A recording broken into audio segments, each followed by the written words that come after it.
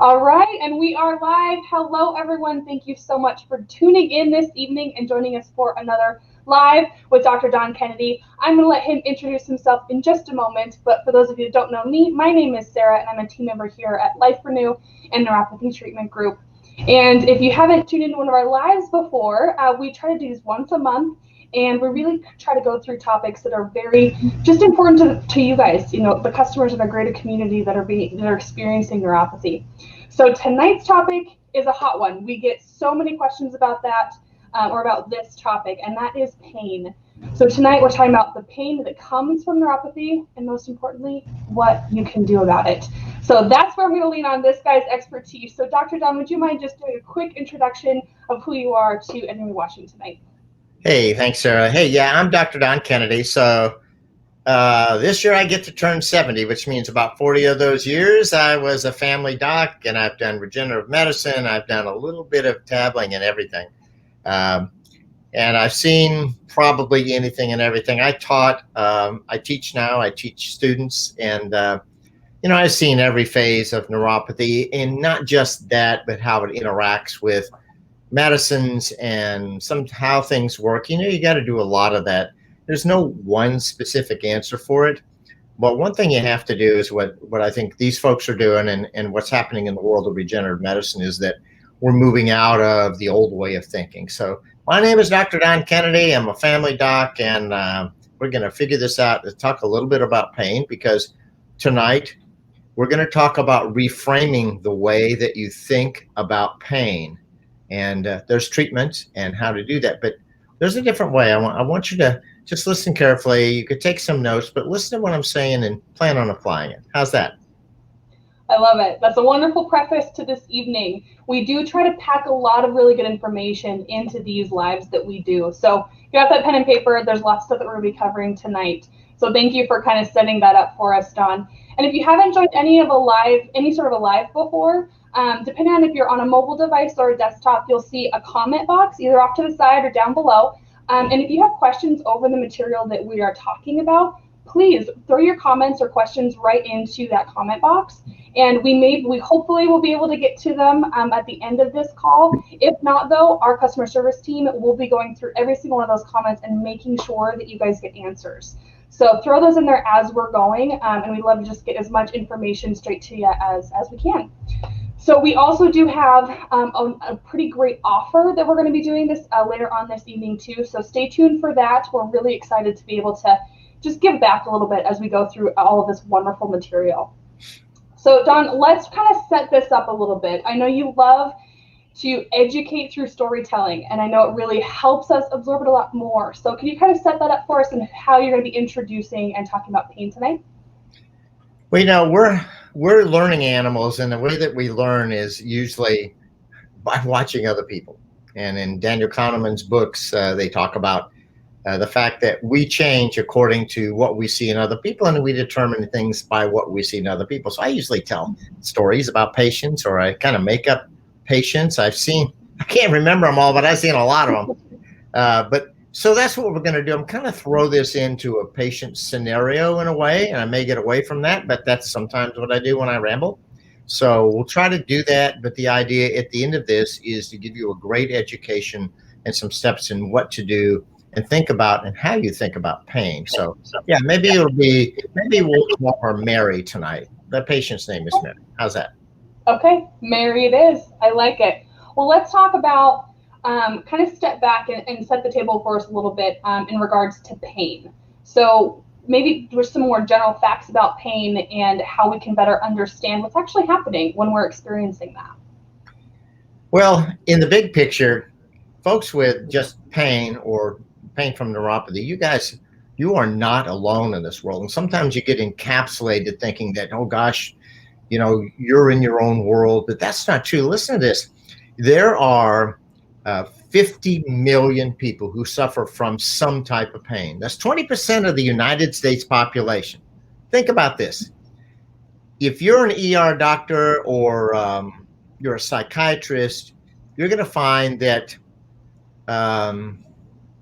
those entities will take up the majority of your time. You get a lot of other traumas, but it's the number one reason people go to the ER. The number one people go to the doctor. It's something to do with pain, not just neuropathy pain, but pain in itself. So what's the deal about that? Well, look, no matter what, if people are suffering from pain, you folks, talk about Mary, are just displaced. You can't think about the quality of life when you're in pain. So the idea is to hope for the quality of life and learn what to do about pain, so you can grab it and see it and know that you can get there. But the fact is, this 20% of the U.S. population has something to do with pain, and neuropathy is a big part of it. And diabetes leading to that is also a big part of it. So the big point is, there's a lot of pain in the United States, and you need to know you're not alone, and there's ways to fix it, and there's people out there doing a lot better. Yeah, absolutely. Okay, so what is pain? Where does it come from? What's actually happening within our bodies? Okay, so there's two types of pain. There's acute pain. And when you see that, somebody steps on your foot, it's poor Mary, she gets stepped on, foot hurts for a week or two, and that's fine. But when a pain coming from a disease process, a neuropathy or some other process, lasts every day, every single day, for a minimum of 6 months, then it becomes chronic. And remember that the 6-month window, because there's a reason, and I'm going to tell you something about your brain here in a minute, and what actually kind of happens in that transition. So realize this. Pain is a signal. That's all it is. But you got to think of it as a signal that something's wrong. And there is. Something's going on when you're having pain. It's just not going to happen. You got to realize this was the way we were made as creatures. We're supposed to run away from fires and run away from pain, and we're supposed to make changes. But I kind of want to frame this for you guys in a little bit of a different way. You got that one, Sarah? Is that okay so far? Yeah, I'm following. Mm-hmm. Just making sure. Yeah. So let's think of the folks with chronic pain. That's where we're kind of going tonight. Let's pretend that you're a doctor and you know Mary. Mary comes to you and she says, you know what? And I'm just going to make this general. My feet are killing me every single night, and I've been doing it for 8 months. That's chronic pain. And the pain is coming from the nerves in her feet. Okay, so how can that happen? Well, the signal is going from her feet to her brain. Now, remember, when I'm going to deal with this, I'm going to talk about internal and external ways to kind of work on this. I want you to realize there's stuff you can do out here, and there's stuff you can do in here, and what you take orally. So when we move into this, but you know what? A normal myelin sheath, which is the cover, and I'm going to show you my silly little brain right now, and I want you to see this picture because I want you to think about it. Here's your brain. This is just the thing I could find. It says brain on it. And think about that. There's 1 million neurons that go to your brain. How's that? Okay. Now, in a normal nerve, this little white thing right here is a myelin sheath covering a wire. It's just the way we're made. And when everything's working, the signals that you're getting are signals of, I can tell you a little bit about danger, but sometimes it's pleasure. Sometimes it's splashing through some warm water. You're loving it because you're getting the signals that go on in the world. And they are the signals that are going on in the world, because that's what nerves are supposed to be doing for you, right? Signaling you and telling you to do something or not to do something, where that everything's okay. But what happens with pain is that these nerves, these little wire going to your brain, gets a little screwy. It gets damaged. And this little white thing on the outside becomes pocked. It's like burned up. And that wire inside cannot get its signal to the brain, not correctly. The signal, the signal that's coming to the brain is saying, I don't know what's going on around here, so I'm going to send pain, or it's just pulsations, or it's firing of the nerve impulses where you're just waking up in the middle of the night with shocks. So the nerve is not working right. And the big point I want to talk to you about this is, and this is like the big point of the night. Your brain, you do not have a sensation of pain unless your brain interprets it. I'm going to repeat that. Okay. You don't know you're having pain or other issues unless your brain interprets it. It's got to go from the little wire to the brain. Okay. So you know what a damaged nerve looks like, and that's what's happening in Mary's feet. Her nerves are damaged. The wires are bare. The signals are coming out saying something's wrong with your feet, Mary, but the nerves don't know what's going on because they're just firing all over the place like firecrackers, and they're sending these signals to Mary's brain, and it's saying, uh-oh, look out, something's wrong, you're having pain. And that's just the scenario I want folks to think about in terms of interpretation, because this is how we begin to fight that, by seeing that framework. How's that? No, that makes sense, and I think it starts to make more sense why the symptoms of something like neuropathy, where we're talking about the actual nerves being damaged, how those symptoms can be so broad.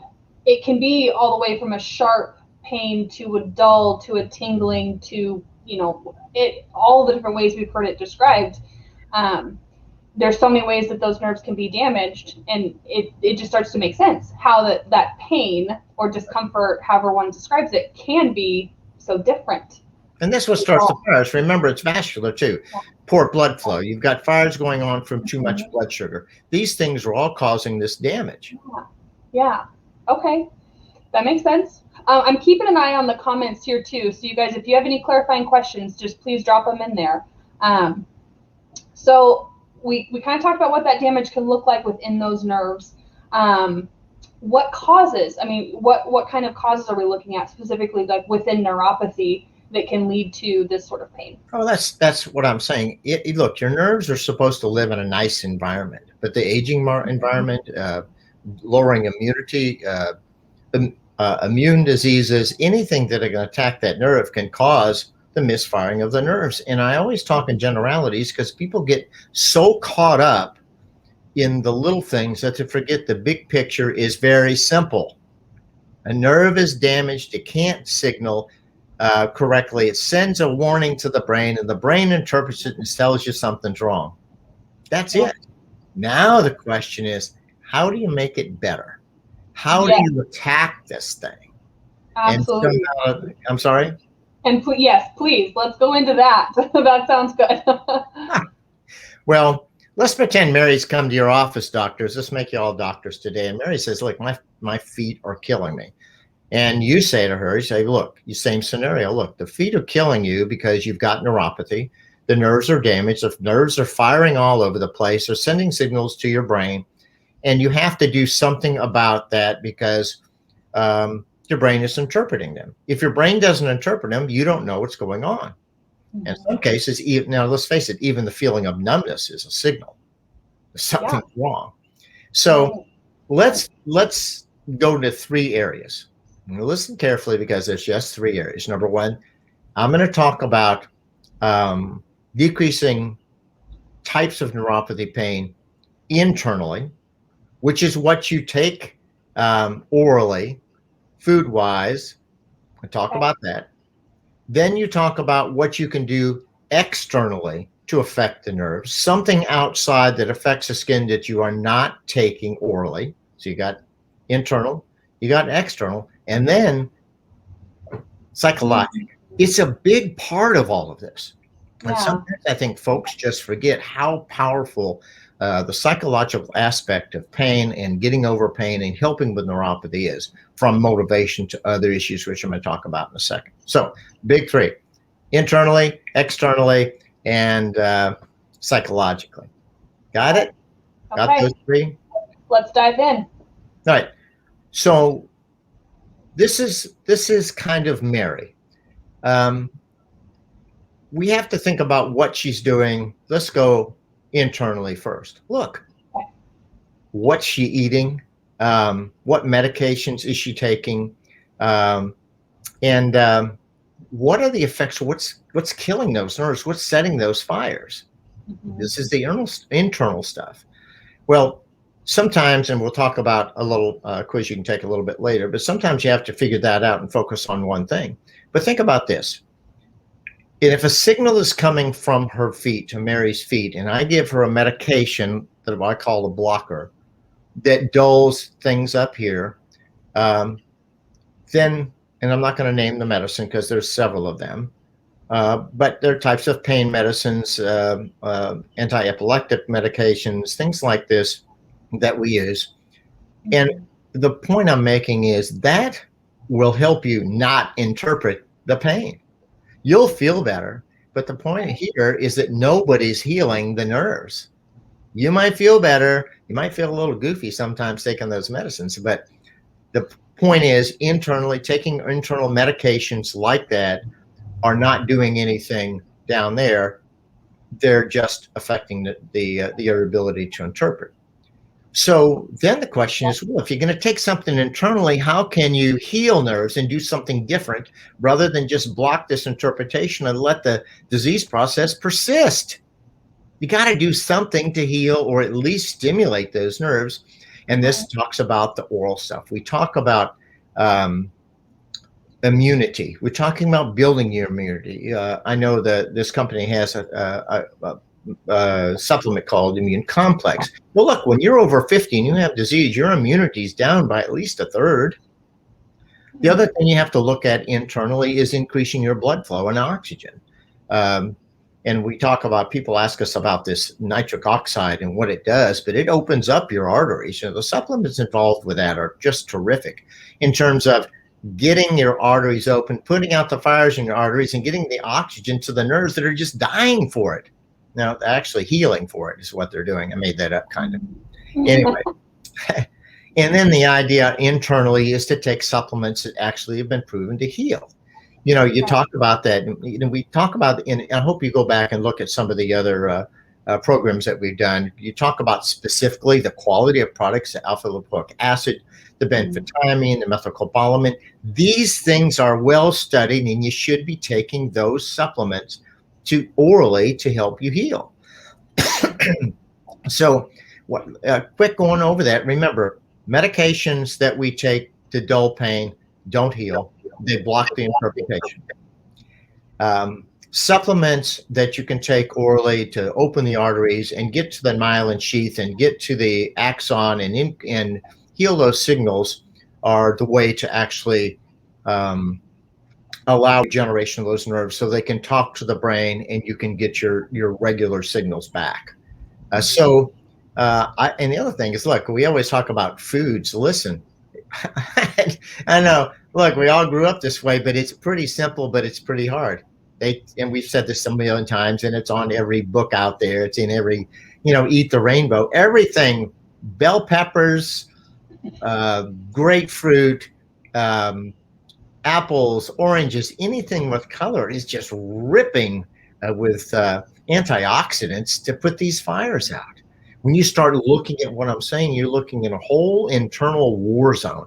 You are going at this internally, and then maybe you won't need those blockers that won't heal. There's so many people that I've seen, and I have actually put on the medications that they don't feel well on it. They get sleepy. But along comes regeneration, along comes regenerative medicine saying, look, there's a different way. And I promise you, listening to this, and I know you can go back and watch this show, this is the way to go internally, taking the supplements, taking the foods, and then moving into the next part, which I'm going to talk about. So if there are any questions with that, Sarah?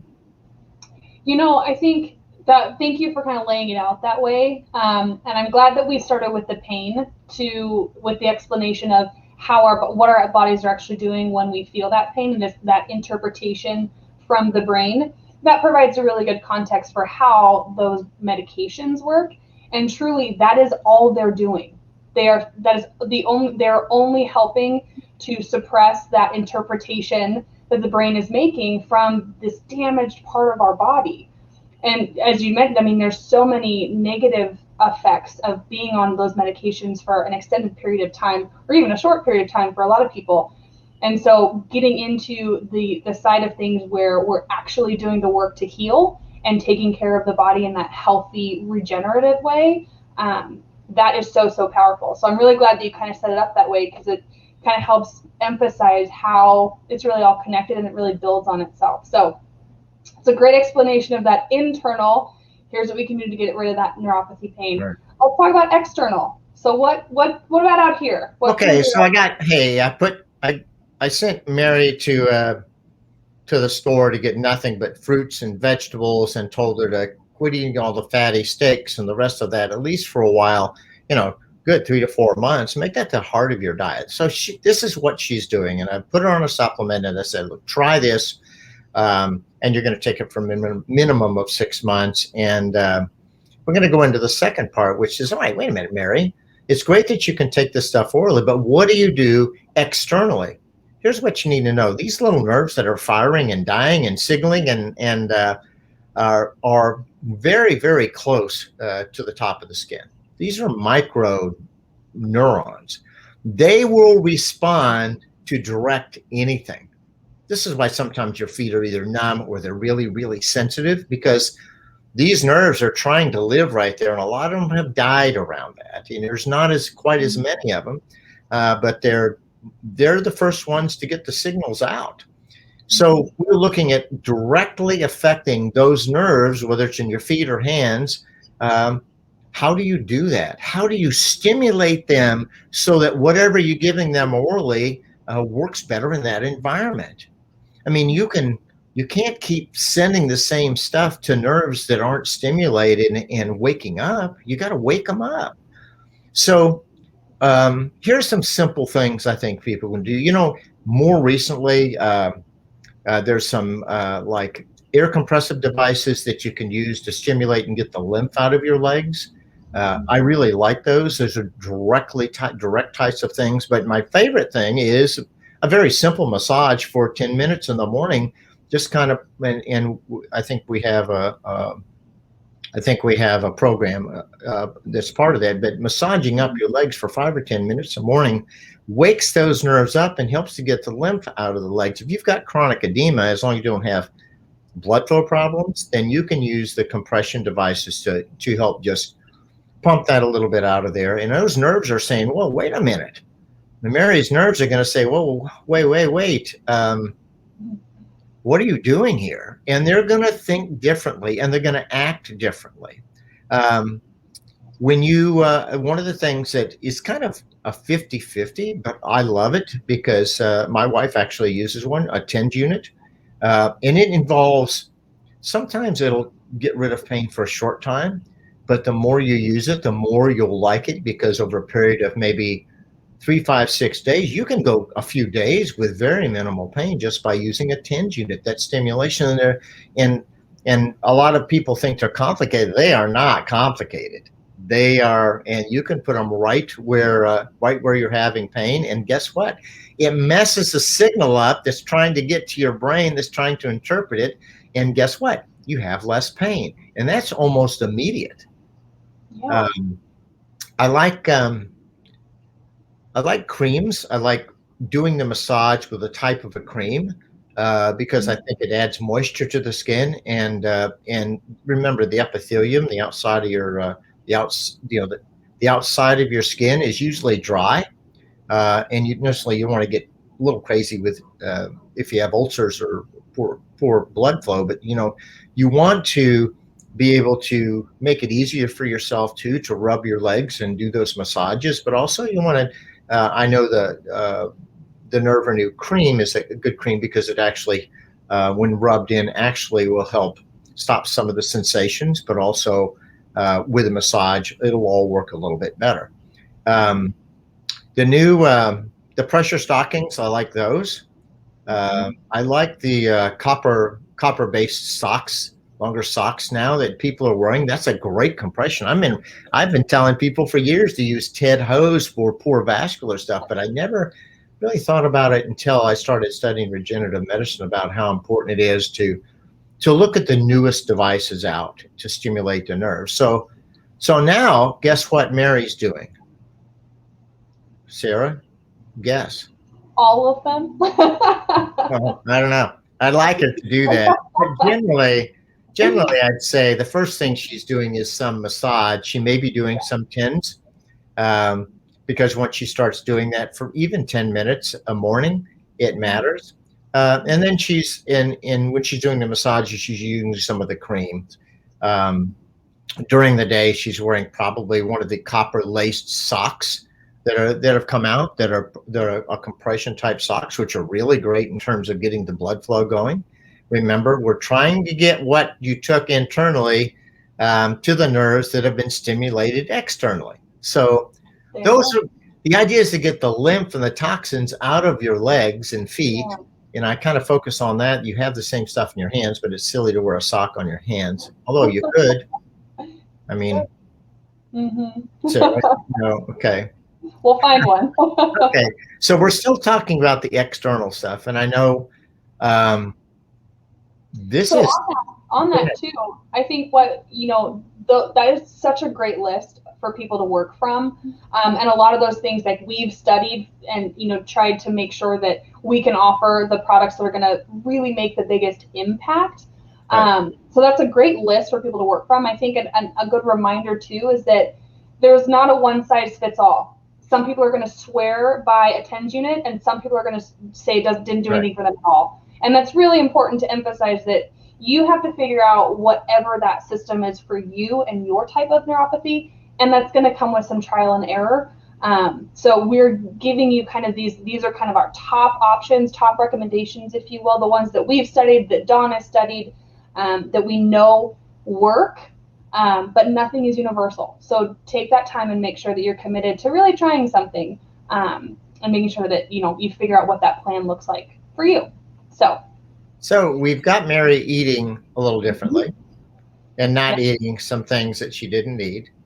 And now we've got her doing some things externally, but there's a couple more things externally that are critical to everything. And one of my favorites, absolutely, and it goes back just a few years. I remember when yoga was born. No, I really don't. But doing regular yoga, because of the stretching aspects of that and the stimulatory aspects of that, the physical and the emotional side of that. If you don't know anything about yoga, I would really, really recommend, even if you learn how to do one pose, is better than not doing it. It's that powerful. And I'll talk about why that is in a second. And the other thing is, you can't sit and have pain with neuropathy. You have got to move. And I understand it hurts, and I understand it's numb, and I understand you have shocks.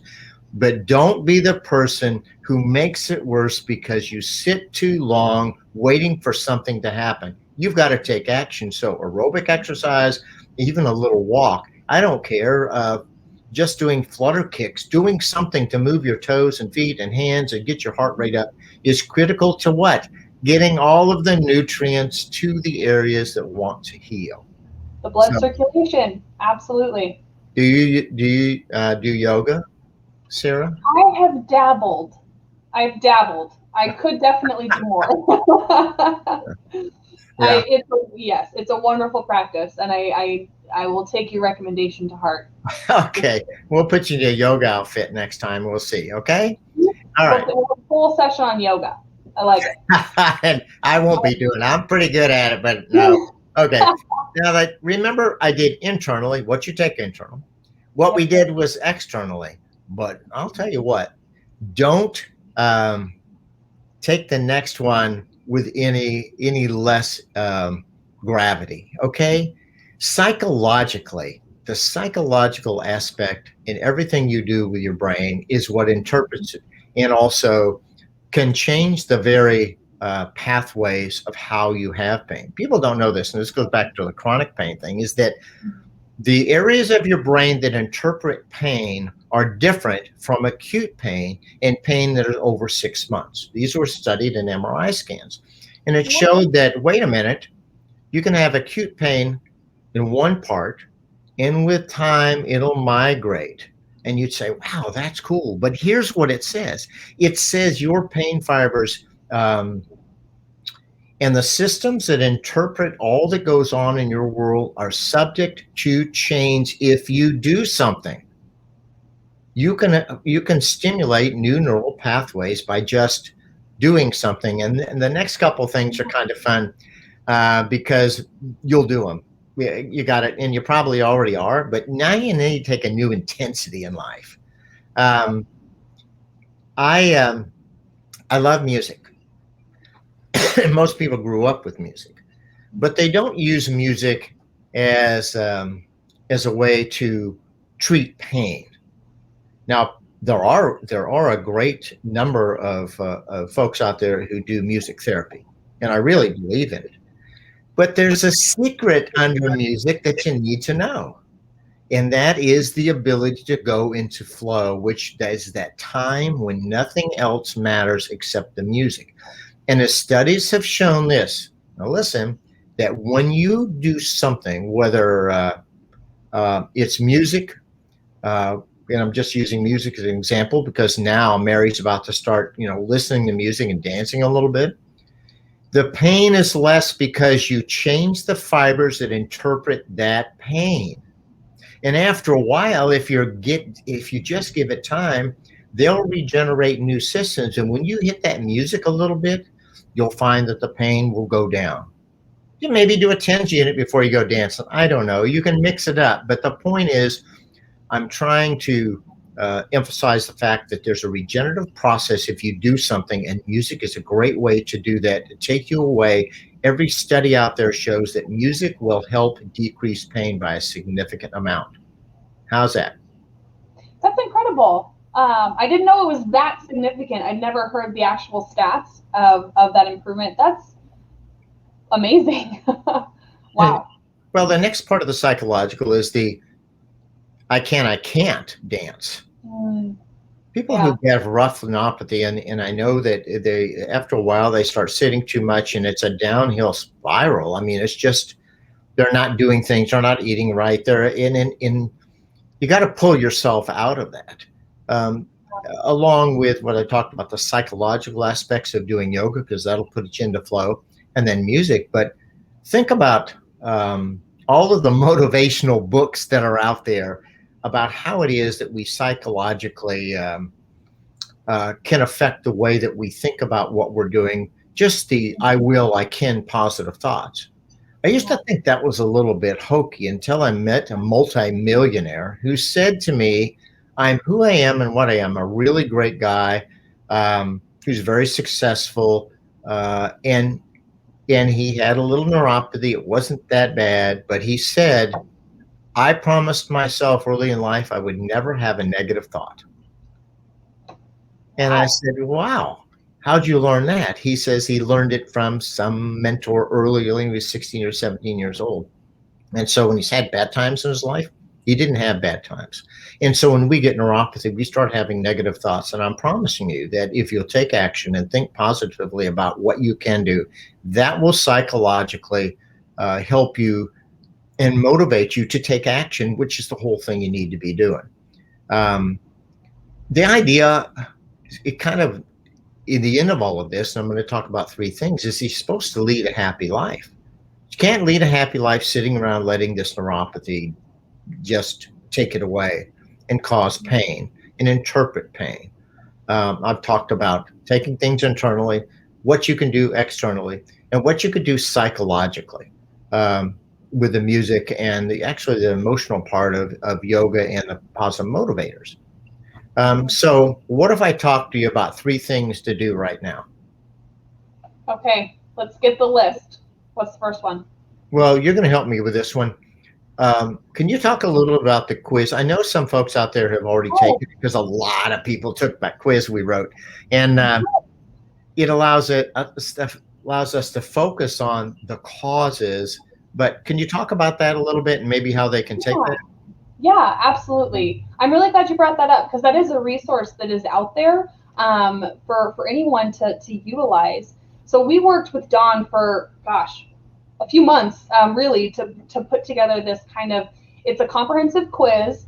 So I think we developed 5 kind of more general categories of things that could be the cause for your neuropathy. So if you're one of the people, which actually a lot of people don't actually know the cause, where their neuropathy started or where it came from, this can be really educational. It can kind of help narrow down a little bit. Of course, there's no way to include every single question and you know, they're to get it exactly right. These are kind of general buckets, if you will, of categories of maybe where that cause originated, whether it be trauma, genetics, diet or lifestyle, some of those kind of things. But if you're one of those people that haven't been told or haven't discovered where neuropathy came from, that could just be a helpful resource for you in narrowing it down. Even if maybe you're on the fence about maybe it's this, maybe it's that, it could just give you some good information. So I will have our team will go ahead and drop in that comment box below the video here. We'll drop the link to that quiz. It's free to take. There's some resources at the end. I know we tried to provide a lot of education on the end of that based on what cause you came out with, however you answered the questions. So definitely take a look at that. It's a great resource. If you have any questions, just use the comment box below. We're happy to help you with that. All right. And remember, the reason you begin this is two reasons. Two reasons. Number one, you do something. Remember, I talked about action. Motivational action says do something. There are some people out there who might not do this. If you haven't taken the quiz, take the quiz or go back and review your quiz, because it allows you to begin a process of thinking about things. And secondly, you'll learn to learn to focus on the one little thing that'll take the internal, external, and psychological part, allow you to focus that little tripod on that area. So that's kind of the importance of the quiz. So I'll tell Mary this. I said, Mary, how about taking this quiz and let's try to figure out, you know, what it is you need to focus on. And then I tell her, I think that if I talked about the one internal thing that you need to be doing besides the fruits and vegetables, to begin, you know, a supplement that will, that has the healing components, because the studies have shown it takes about 6 months for those nerves to get back to a fairly decent regenerative state where you're not having certainly as much of the misfirings, but it's a 6-month process. So those are the two things, the foods and the supplements internally. Externally, I tell you what, if I had one thing to pick, I'd massage my legs with a type of a nerve cream early in the morning, first thing when I get up, and I'd probably wear the socks during the day. And while I'm wearing my socks, I'd be moving. I'm taking my socks for a walk. Okay. I love that. So I just want to go off and do something, eat something great, get your supplement and massage and go out and on your way back, make sure that you have some music waiting for you.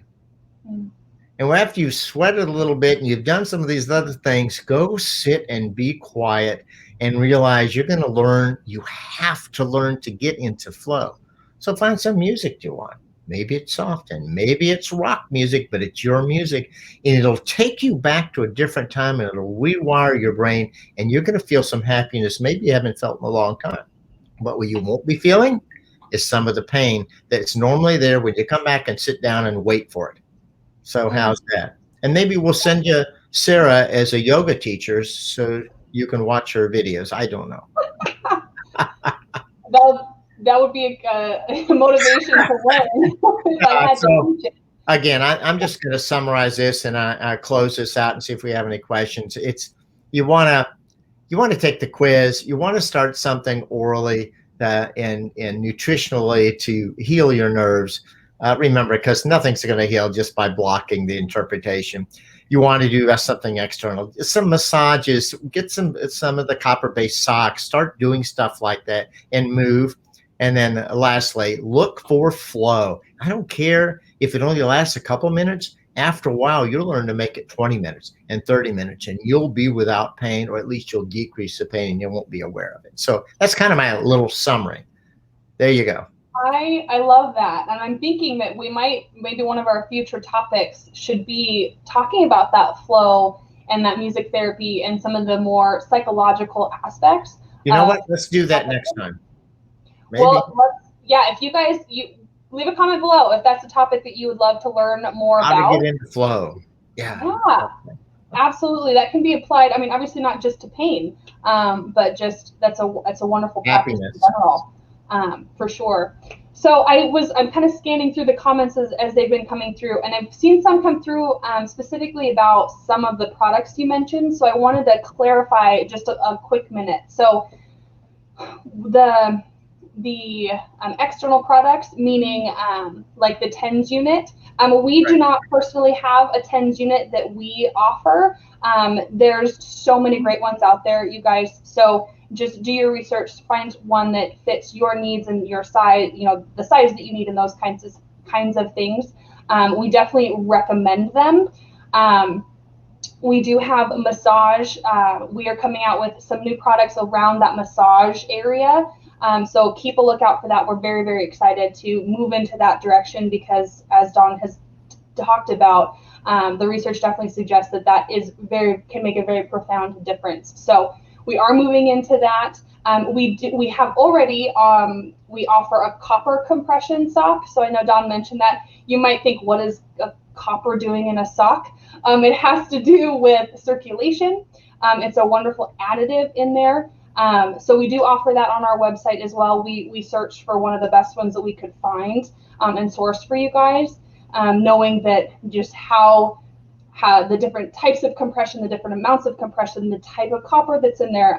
We really tried to find the best one that we could offer for you guys. So we do have that.